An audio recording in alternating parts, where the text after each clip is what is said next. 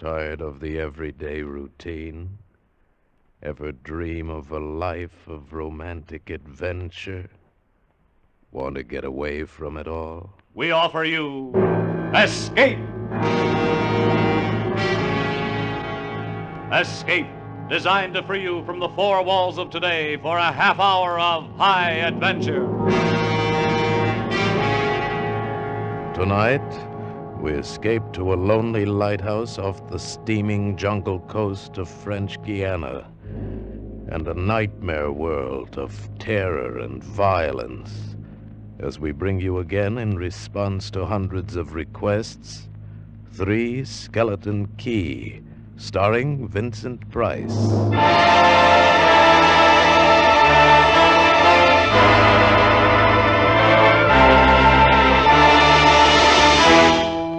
Picture this place.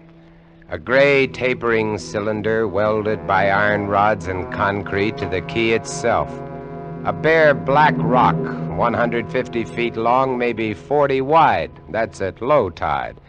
At high tide, just the lighthouse, rising 110 feet straight up out of the ocean. And all about it, the churning water, gray-green, scum-dappled, warm as soup, and swarming with gigantic bat-like devilfish, great violet schools of Portuguese man-o'-war, and yes, sharks, the big ones, the 15-footers. And as if this weren't enough, there was a hot, dank, rotten-smelling wind that came at us day and night off the jungle swamps of the mainland. A wind that smelled like death. A wind that had smelled the slow and frightful death that came one night to this bare black rock. Set in the base of the light was a watertight bronze door, and in you went, and up. Yes, up and round, past the tanks of oil and the coils of rope, casks of wicks, racks of lanterns, sacks of spuds and cartons and cans, and up, round and round. Over the light storeroom was the food storeroom, and over the food storeroom was the bunk room where the three of us slept. And over the bunk room was the living and cooking room, and over the living and cooking room was the light. She was a beauty, big steel and bronze baby with the sun gleaming through the glass walls all about, bouncing blinding little beams off the big shining reflectors, glittering and refracting through her lenses, the whole gigantic bulk of her balanced like a ballerina on the glistening steel axle of her rotary mechanism. She was a sweetheart of a light.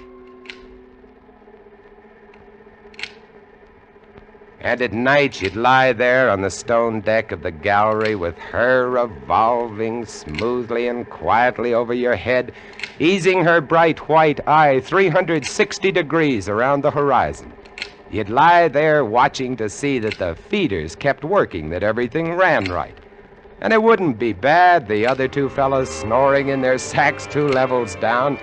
You'd smoke your pipe to kill the stink of the wind, and it wouldn't be bad.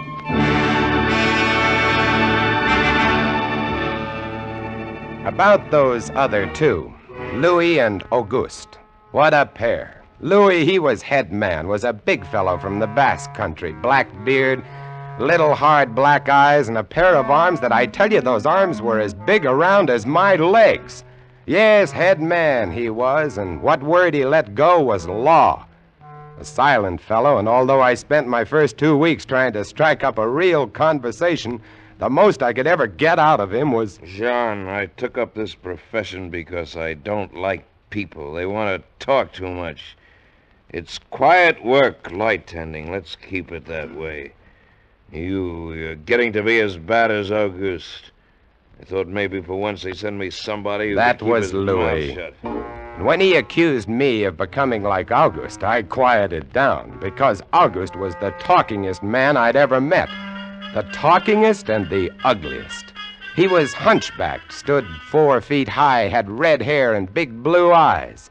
It seems he'd been an actor in Paris. Yes, indeed. Played in over 200 different productions, dear boy, at the Grand Guignol. Oh, but it was monstrous horrible, the way we used to scare the audiences. I was hated. Yes, they used to throw things and hiss and bare their teeth at me. Finally, it got too bad. I couldn't stand it any longer. I gave up the theater. My nerves, you understand. Yes, gave it up completely. I really did. Couldn't stand it any longer.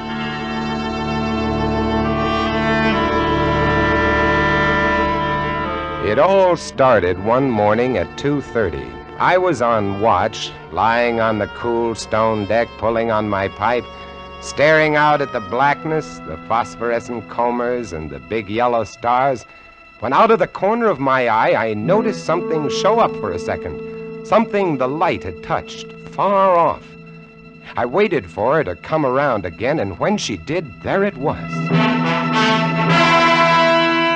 Three-master, a big one, about a half-mile off and coming down out of the north-northwest, coming straight for us. You must understand, our light was where it was for a very good reason.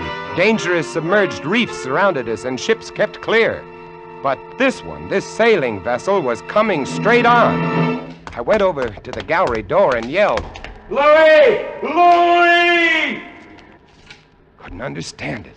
I waited for the light to come around again. What is it? Ship headed for the reefs! Coming right up! I had the glasses out now. I couldn't read her name, but I could see her quite plainly. All sails set, the foam creaming away under her bow, her beautiful lines. A Dutch ship, I guessed her. But why didn't she turn? Every time it passed, our light hit her with the glare of day. Ship? Where? Northwest. The light will touch her in a moment. Can't they see? Look at her. She just keeps coming on. Yeah, the squarehead. What is it? What is it? Watch northwest. I know what it is. Huh? What? The Dutchman, the Flying Dutchman. We did a play about her once. Oh, what a performance. You ghastly galleon, hag-ridden, curse-driven, must on. Shut up, will you? She's luffing. Yes. Sloppy way to come about. She's derelict, that's it. Derelict? Abandoned. The crew left her for some reason or other. But instead of sinking, she's gone on, running before every wind. She'll not run long. Not with these reefs to break her up. A beautiful ship. Now, why would men leave a beautiful ship like that? She didn't ram us, although we all expected it. But as we waited for the crash, she luffed again, caught some odd gust, and went about. We watched her the rest of those black hours, heeling and rocking, pushed and pulled by every stray wind, every freak current. Watched her until the dawn came, till the sea turned from black to a pearly gray. And on she came again, heading for us. We all had our glasses trained on her now. August, you can kill the light. Right, Chief? She doesn't look so good by daylight. Think she'll ground this time? What? I say, do you think she'll ground this time? Huh? This is impossible. Absolutely impossible. What? Here, take my glasses. They're better than yours. All right. And what is it you're... I had to focus, and then my breath froze in my throat. The decks were swarming with a dark brown carpet that looked like a gigantic fungus, but undulating. And on the masts and yards, the guys and all were hundreds, no thousands, I don't know, an endless number of enormous rats. See them? Yes, I see them. Now we know why she's derelict. Yes, now we know. What are you two doing? Here, give me a look. Yes, give him the glasses. Take a good look, chatterbox. Give you something to talk about. She's still heading for us. Yes. She's going to turn. She better turn soon. Suppose she doesn't. You mean suppose she piles up on the quay? It's low tide. Yes. Yes, it is. Where's all the conversation, August, huh? Here, want the glasses again? Want another look? No. She's still coming on. Go away! Go away! Turn, will you? Turn, I say, I pray you, turn! She's climbing up. The rats! Look! On the water! Like a carpet! They're swimming. Sure, they're swimming. Those are ship's rats. But they're swimming for the rocks. The door below! It's open! Come on.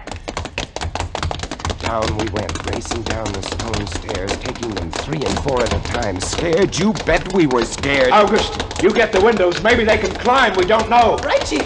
But hurry! Hurry!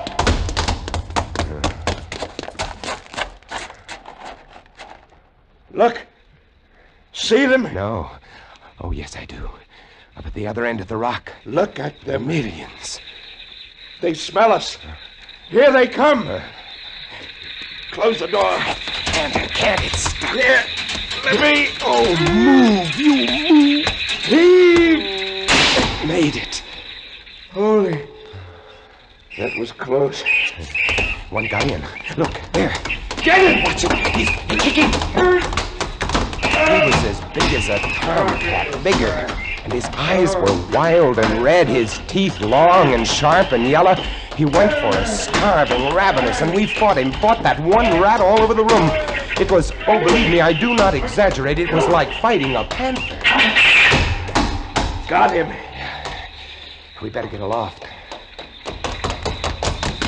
As we ran up the winding staircase, we passed the tiny windows of the various levels, and at every one was a thick, wriggling, screaming curtain of brown fur.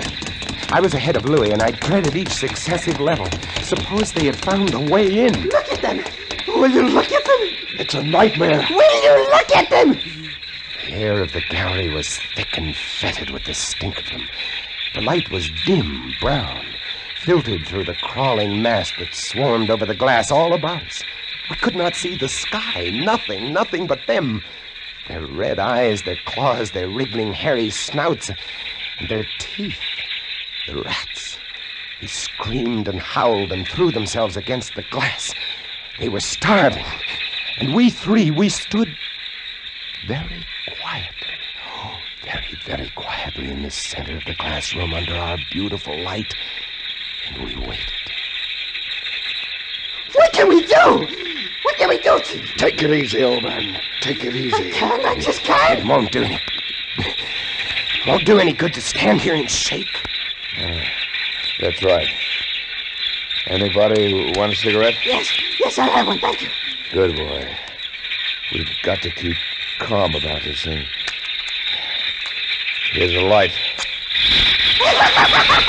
They don't like the fire, do they? Guess not. Give me another match. You don't like that much, do you? I say? Don't rile them, August. Give me some more matches. I'll strike them and strike them and strike them until they get scared and go away. They won't go away. Not until... Finish it, Chief. Not until what? Not until they've been fed.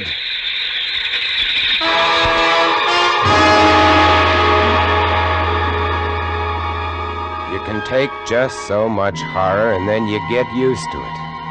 And they were interesting to watch, you know. They couldn't understand the glass. They could see us and they could rush at us, but that thin, invisible barrier held them off, stopped them. From time to time, we caught a glimpse of the rocks below. More rats down there, swarming brown velvet in the bright tropical sunlight. And then the tide began to rise. If only it had drowned some of them. Ship's rats don't drown. No, sir, you cannot drown one of them. They're all climbing up the tower. This bunch around us is getting thicker. Say, what's the time? 6:15. You've got first watch, John. Right. Wake me at 10. I will. Come along, August. It was getting dark.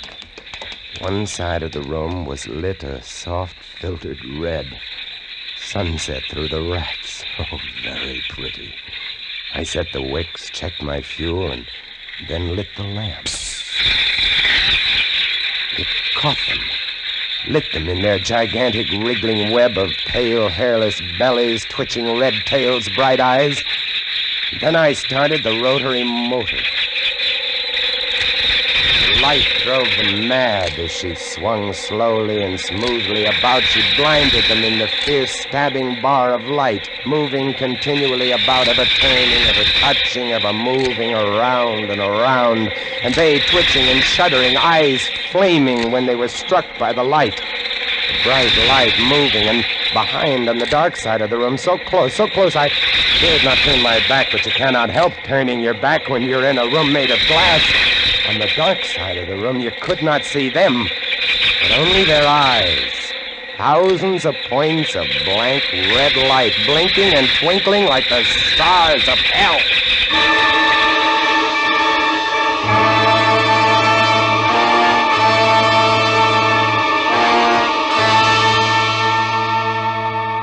Louis relieved me at 10, but I didn't get much sleep that night, and when I came up into the gallery early next morning, there stood August, his back to me. He was bowing to the rats, waving his arms and making a speech. I am going to play once again that magnificent role which made me the toast of the Paris Theatre.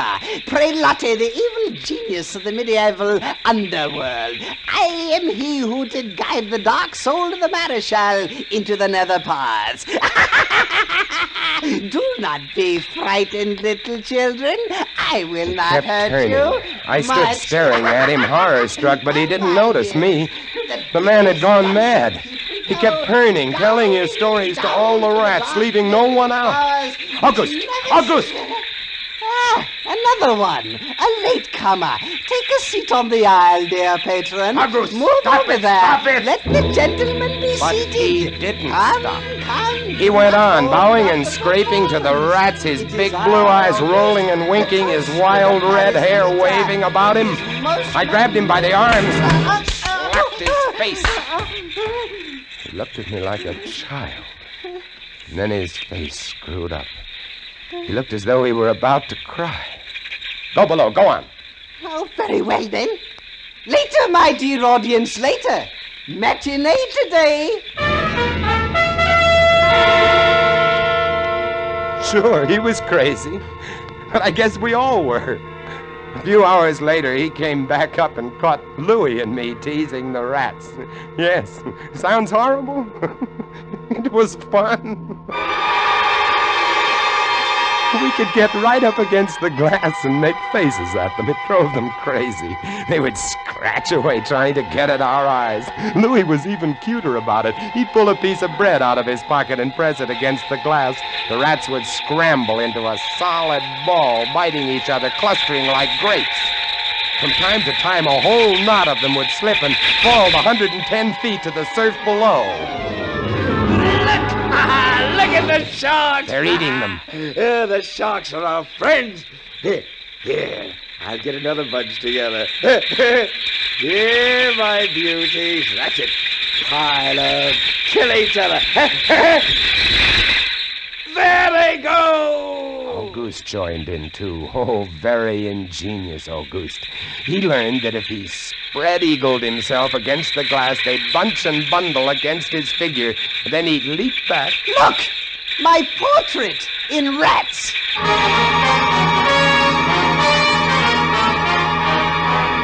It went on all day, and then I was lying in bed. It was about midnight. I was very tired, and I was just beginning to fall off to sleep when I became conscious of a new sound. Couldn't figure it at first. I got up, lit the lamp, and went to the window. Even as I looked at it, I saw one of the panes begin to sag in. They had eaten the wood away. Louis, come quick! What? What is it? They found a way in. I held the glass with my hand. Now they were all going crazy, and assured of the success of this maneuver, were all nibbling away at the wood. Louis ran below and then returned with a large sheet of tin. We spread it against the window and hammered it into place. Even as we did so, we felt the heavy bodies thudding against the other side as the window gave way. That ought to hold. If it doesn't, we're done for. Rats can't eat tin. No, they can't. What was that? I don't know. It came from below. The storeroom window. They're in. They're swarming up the stairs. Drop the trap. Right. 2 of them got in. Let's go after them. We didn't have to go after them. They came at us. I leaped to one side and grabbed a marlin spike, swung, and smashed one in midair. No! I whirled to see Louis with the other. It had ripped his hand open, and the blood was pouring all over the place. He held his hand aloft and kicked at the snarling rat. I stepped and swung and got him. My hand! He got my hand! That's both of them, Louis. I'll get you something to tie that up. Blood! Look at it! My blood! I'm bleeding! Now, don't worry about it, Louis. Here, look. I'll wind this kerchief around it. It'll be okay. Blood! There, now. It's not bad, just the flesh. And then I became conscious of another new sound. They were gnawing their way through the wooden trap door. I watched the wood fascinated. Even as I did, it began to give way, and a bristling, whiskery nose showed through. Louis, we've got to go up. Next level was the middle quarters and kitchen. I slammed the trap door there, too, but it, too, was wood. My blood. What are we going to do? I don't know. We'll be through this one in a moment. The gallery. The trap door in the gallery is metal. Good. Come on. We made it. We lay across the trapdoor exhausted, while below us the rats took over the entire tower. I could hear them howling and fighting over our food supply, our water, our leather. And all about us, the others screamed and glared in at us, swayed in a tangled mass, hypnotized by the ever-turning light.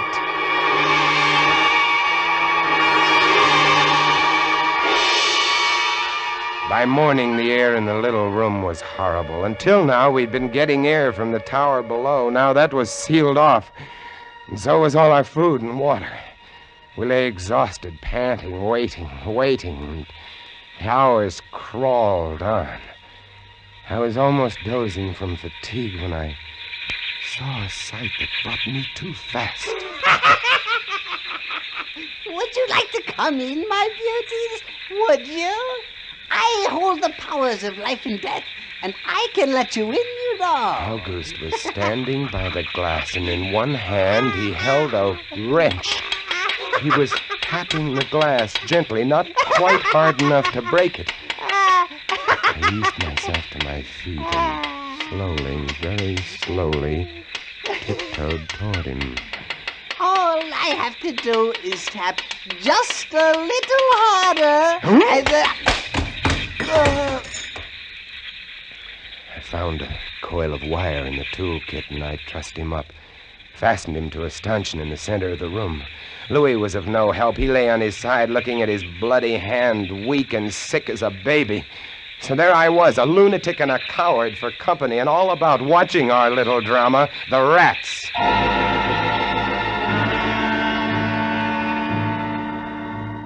The day dragged by. The supply boat wasn't due for another 12 days. I don't know what they could have done if they had come.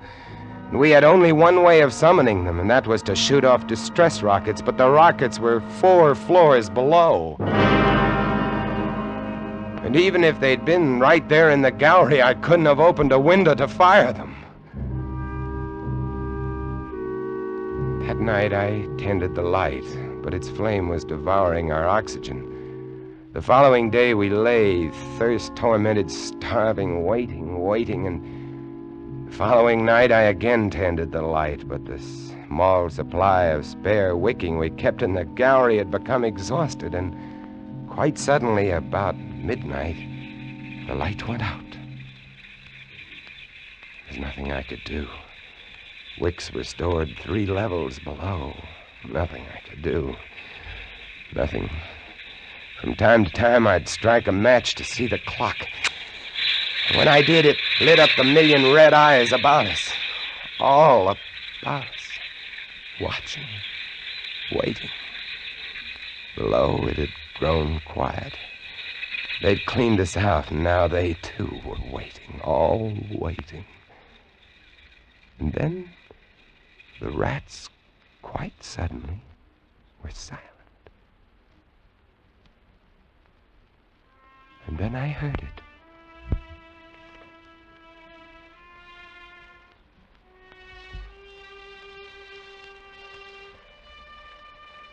And then I saw the sky and the stars. The rats were gone. I went to the glass. Out there on the water, a small freighter, a banana boat, showing a few lights, came softly and innocently at us. The light was out. They didn't know. I wanted to open the windows to call out to them, to warn them somehow, but I was afraid. What if the rats were hiding from me, tricking me? So I waited. She grounded very softly on a reef not 200 yards from the quay. Grounded so gently that the man playing the cornet, was he a passenger or crewman off watch, didn't even stop playing. They tried washing her back off. I could have told them to save their fuel. The tide was rising, would have floated her free. And I waited.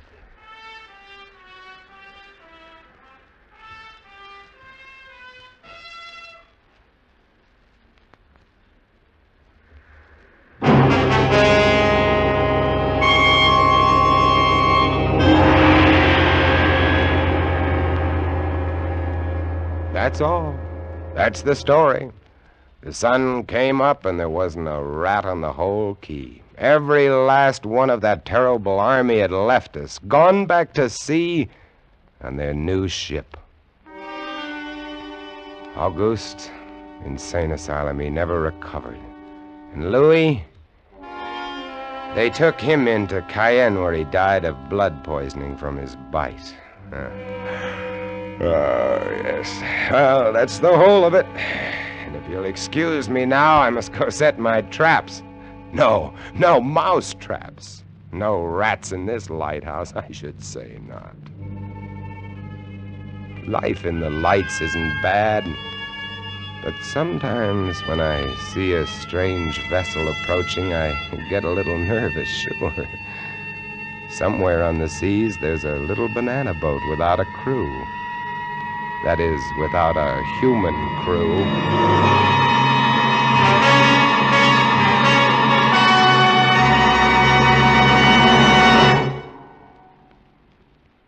Escape is produced and directed by William N. Robeson. Tonight we have presented Three Skeleton Key by George Tadouse, adapted for radio by James Poe and starring Vincent Price as Jean. Supporting Mr. Price were Harry Bartell as August and Jeff Corey as Louis. Sound effects on Three Skeleton Key, created by Cliff Thorsness and executed today by Mr. Thorsness, Gus Bays, and Jack Sixsmith, have been awarded the Best of the Year by Radio and Television Life magazine. Harry Essman was at the control panel, and special music was arranged and conducted by Del Castillo. Next week, you are swimming for your life in the dangerous waters off the Florida Gulf Coast, about to be smashed by a launch carrying a vicious criminal who must kill you or die himself. And on shore 500 yards away, the police are waiting to arrest you for murder, and there can be no escape. Next week, we escape with an exciting tale of temptation and death on the Gulf Coast of Florida, as John and Gwen Bagni tell it in Danger at Matagumba. Goodbye, then, until the same time next week, when once again we offer you Escape. A patch of weeds, a boxer's biography, and a mild, lukewarm bath. They're all clues that lead the police of Jackson, Michigan to a killer in the gangbuster story on CBS this Saturday night. It's the case of the Double Push, to be heard on most of these same CBS stations this Saturday night. This is CBS, the Columbia Broadcasting System.